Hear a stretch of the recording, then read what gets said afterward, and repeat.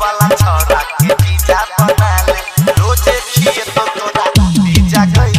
रोजे खिए तो तोरा रोजे खिए तो तोरा जीजा गई आ डीजे वाला छोरा के जीजा बना ले रोजे खिए तो तोरा जीजा गई हे गई दीदी के सॉन्ग है वो तोरा छौरी बना देतौ जीजा गई आ सखी के सॉन्ग है वो तोरा छौरी बना देतौ जीजा गई आ डीजे वाला छोरा के जीजा बना ले जीजा बना ले जीजा बना ले आ डीजे वाला छोरा के जीजा बना ले रोजे खिए तो तोरा जीजा गई आ डीजे वाला छोरा के जीजा बना ले रोजे खिए तो तोरा जीजा गई आ डीजे वाला छोरा के जीजा बना ले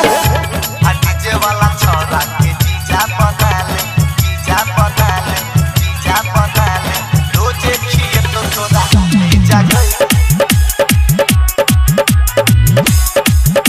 आ डीजे वाला छोरा के जीजा बना ले बहिन के संगे संगे तोरो काम चले तो निक निक गाना गे छौरी गाम में बजे तो गे ठीक है छो गे छौरी बहिन के संगे संगे तोरो काम चले तो निक निक गाना गे गोरकी गाम में बजे तो तोरा रेडी वाटर में पानी पटा कर देतो सामान तोहर भीजा गई आ तोरा रेडी वाटर में पानी पटा कर देतो सामान तोहर भीजा गई आ डीजे वाला छोरा के जीजा बना ले रोजे खिए तो तोरा जीजा गई आ डीजे वाला छोरा के जीजा बना ले रोजे खिए तो तोरा जीजा गई आ डीजे वाला छोरा के जीजा बना ले आ डीजे वाला छोरा के जीजा बना ले रोजे खिए तो तोरा जीजा गई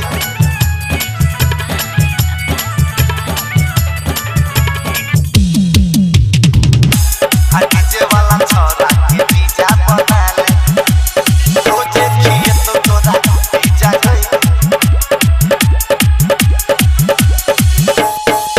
बात तू मान नहीं कहौ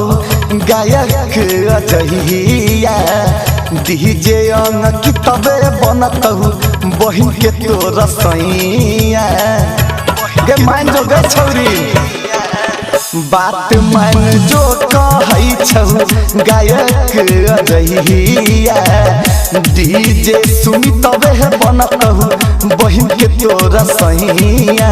दीदी के जरे जरे गे छौरी दहर देतौ ओही जगह गे दीदी के जरे जरे गे छौरी दहर देतौ ओही जगह आ डीजे वाला छोरा के जीजा बना ले रोजे खिए तो तोरा जीजा गई आ डीजे वाला छोरा के जीजा बना ले रोजे खिए तो तोरा जीजा गई आ डीजे वाला छोरा के जीजा बना ले